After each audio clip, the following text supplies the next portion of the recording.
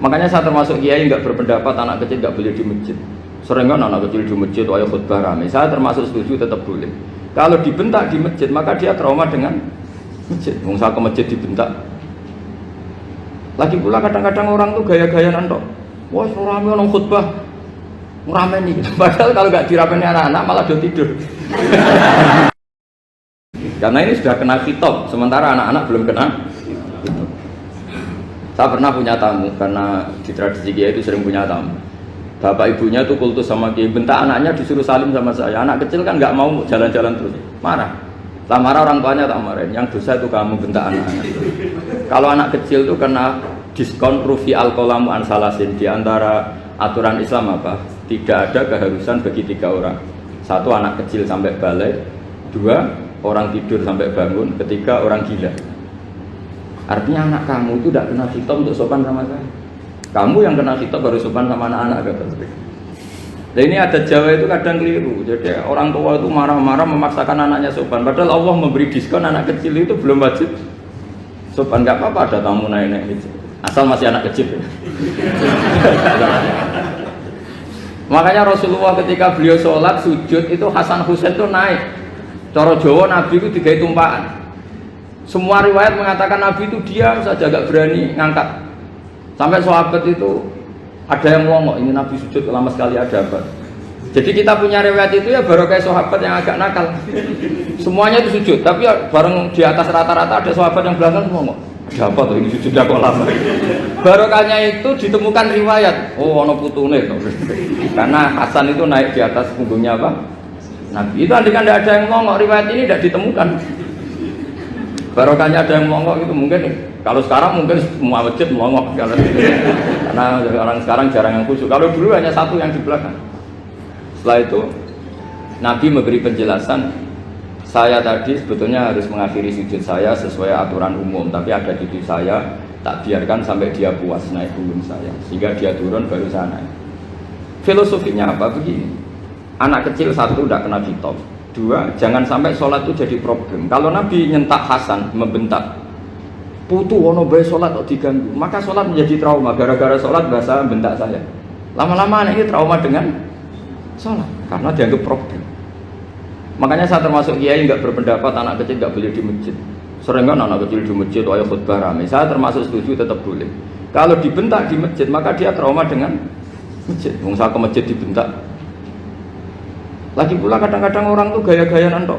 Wah, rame orang khutbah, rame nih. Padahal kalau nggak diramein anak-anak malah dia tidur. Kita kan nggak bisa menjamin kalau perilaku kita lebih baik gitu. Mendingan kan anak-anak main di masjid timbang di karaoke kan.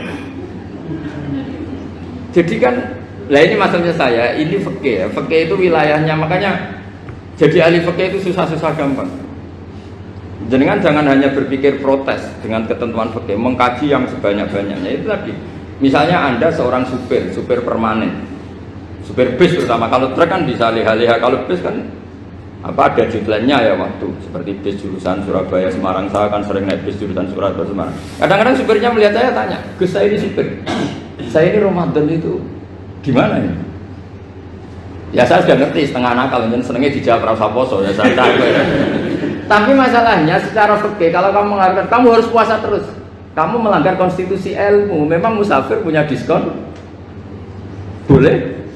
Tidak puasa. Pertanyaannya, bayarnya kapan? Wong Syawal ya nyupir lagi, Dzulqa'dah nyupir lagi, nanti sampai Ramadan ya. Lah terus, ya pas kamu cuti, biasanya cutinya pas sakit, boleh diskon lagi karena sakit. Coba. Nggak, andai kan Anda jadi ahli fikih milih zaman. Lo kalau orangnya soleh terus kayak ustadz di sini kayak dosen UI kan, masa dosen UI Universitas Islam nggak Islami kan nggak mungkin. Mungkin memilih poso kan. Masalahnya ini kan hukum untuk orang kebanyakan, nggak boleh hukum mosok gak kuat.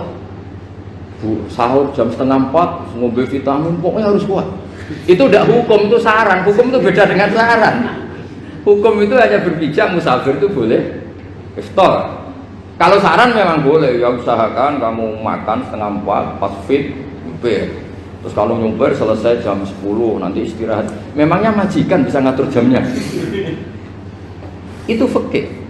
Maka menjadi perdebatan, yang namanya pergi itu apa? Menurut Imam Syafi'i, pergi itu ya dari rumahnya ke tempat yang asing, yang tidak wilayahnya, namanya pergi. Menurut Imam Ahmad bin Hanbal enggak. Pergi itu tidak kerja. Jadi orang yang supir, yang seperti itu namanya tidak pergi, tapi kerja. Tanyakan ke publik, misalnya jenengan ke UI, istri kamu atau suami kamu ditanya, istri kamu kemana? Kira-kira jawabnya bilang pergi jalan-jalan apa bilang kerja?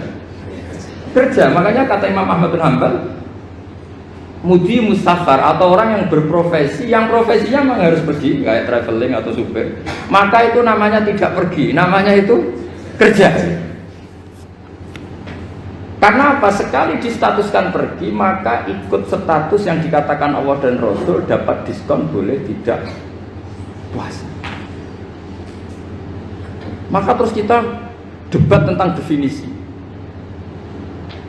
Nah, definisi ini penting karena yang menjadikan hukum rubah itu definisi. Misalnya gini, mbak ini ngaji saya, statusnya kalau pakai status saya ajnabi, orang lain bapak ajnabiyah, maka hukumnya saya melihat bapak ini haram karena statusnya ajnabi melihat ajnabiyah yang tidak mahram. Tapi kalau di fikih itu ada statusnya. Di antara lelaki boleh muwajahah sama perempuan adalah satu untuk belajar, dua untuk muamalah, tiga untuk kesaksian, empat untuk pengobatan. Itu kan ada pengecualian. Sehingga statusnya sekarang, mbak itu belajar, apa ingin melihat Gus Bah atau Gus Bah itu mengajar atau ingin melihat itu statusnya bisa rubah. Makanya kalau sebetulnya kalau kita marung di warung misalnya Padang, kita nggak pilah-pilah, kebetulan pelayannya perempuan itu masih bisa dikilah secara fikih. Saya muamalah marung, cuma kebetulan penjaganya. Tapi masalahnya Pak ini punya daftar penjaga yang cantik, itu yang masalah. Maka pertanyaannya itu marung ke situ demi marung, apa demi melihat? Tidak jawab saja. Demi marung apa demi melihat? Kalau demi marung supaya kenyang, penjaga yang sangar-sangar juga banyak. Akhirnya kalau demi makan, penjaga yang cowok kan banyak. Kalau demi melihat, berarti yang dihitung kan niatnya. Berarti karena muamalah apa karena melihat? Melihat. Itu status. Jadi makanya kalau mudi musafar itu namanya orang pergi atau orang kerja? Orang kerja. Maka menurut pikirannya Imam Ahmad bin Hanbal, seperti itu harus puasa. Karena dia adalah pekerja, bukan musafir. Lalu dalam masalah jumlah 3 hari misalnya. Kalau dalam fikih kita, nggak saya kenapa ngomong fikih terus ya, karena banyak yang melupakan fikih. Jenengan pergi haji. Zaman Nabi haji itu jamak dan qashar terus. Padahal hajinya Nabi itu, haji itu minimal kan berapa hari minimal itu? 9, 10, 11, 12. Sebenarnya haji itu minimal hanya 4 hari. Karena 13 Dzulhijjah bisa nafar apa? Awal. Kalau nafar awal berarti nggak ada kewajiban nafar sani. Berarti yang wajib betul kan 9, tanggal 9 hukum di Arafah, terus 10 biasanya ifadah sama balang jumroh apa? Akobah, terus 11, 12 itu kan sudah boleh cabut karena apa? Nafar apa? Awal. Berarti nggak usah nafar apa? Sani. Berarti hanya berapa? 4. Tapi Nabi haji di Mekah Medina itu sampai 40 hari karena perjalanan. Pertanyaannya, ketika Nabi menjamak dan mengqashar itu cara Imam Syafi'i lis safar. Karena Nabi orang Medina datang ke Mekah dengan jarak 460 kilo, maka Nabi boleh jamak dan qashar. Jadi pikiran Imam Syafi'i, jamaknya Nabi itu lis safar karena pergi. Cara pikiran Imam Malik enggak, jawabnya Nabi itu lin nusuk. Nabi menjamak sholat itu karena melakukan ibadah haji. Efeknya adalah orang Mekah kalau haji itu cara Imam Malik meskipun jaraknya dekat boleh apa? Boleh apa? Qashar, boleh jamak qashar. Lalu terus ada pertanyaan fikih lagi. Lalu jamak qashar itu karena pergi apa karena masyaqqah? Karena repot. Coba kalau sampean kira-kira jawab. Misalnya kita orang kaya bawa uang 1 miliar naiknya Alphard, ada supirnya, ada ajudannya, pergi di jarak 100 kilo. Masyaqqahnya kan tidak ada sama sekali, apalagi di tol kebetulan nggak macet. Kira-kira boleh jamak nggak? Boleh, terus karena pergi, tapi kan nggak ada repotnya sama sekali. Dibanding misalnya yang ngebis bawa beras 1 kintal gitu kan, udah gitu suruhan orang lagi kan pusing. Maka fikih ini untuk memberi hukum itu, kalau fikih itu menstatuskan dulu. Ini orang boleh jamak itu karena masyaqqah apa karena safar. Lalu kalau setelah karena safar itu karena jaraknya apa tingkat masyaqqahnya. Kalau karena jaraknya ya tidak juga. Tidak juga gini maksudnya. Mungkin Anda tidak pernah terpikir begini. Kalau saya mau ke Jakarta, kemudian sampai Purworejo itu sudah waktu zuhur. Saya boleh nggak zuhur di situ sama masak? Boleh kan? Padahal perjalanan saya belum capek. Artinya nunggu boleh jamak itu setelah kita menempuh jarak itu apa menuju, sedang menuju dan niat. Sedang menuju dan niat. Misalnya saya mau ke Jakarta, saya orang Sleman mau ke Jakarta, itu sampai mana itu Magelang itu sudah boleh jamak kan? Boleh nggak? Boleh karena saya mau ke. Nah pertanyaan cara pergi mungkin ada tidak terlintas. Ternyata ditelepon sama istrinya nggak jadi pergi. Padahal sholatnya kadung di jamak duhur dan asar. Apakah setelah di rumah sholat lagi? Teman nggak pernah mikir gitu. Karena tidak nekuni fikih. Jadi orang fikih itu sudah pusing, makanya jangan diprotes terus. Kita ini sudah pusing, tapi orang tuh enak aja protes terus. Tidak menurut jenengan nanti wajib sholat lagi enggak?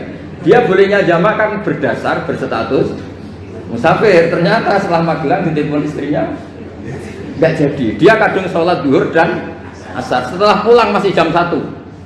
Terus ada asar, wah bukan sholat. Kalau ada sholat lagi apa ada? Jangan saran. Kalau saran, wah sebaiknya sholat lagi. Itu tidak hukum, itu saran itu namanya.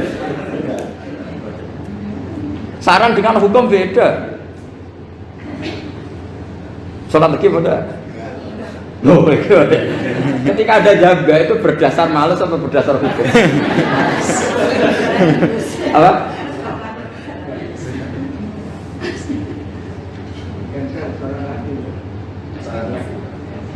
Nah kalau Anda sholat lagi, pertanyaannya gini, Allah itu tidak punya tradisi mewajibkan 2 kali. Pertanyaan fikihnya mesti gitu. Dan saat Anda di Magelang menjamak itu melakukan sesuatu yang disahkan oleh agama. Berarti pas Anda jamak zuhur asar, sesuatu pas melakukan itu kan berstatus sah dan boleh. Meskipun setelah itu ada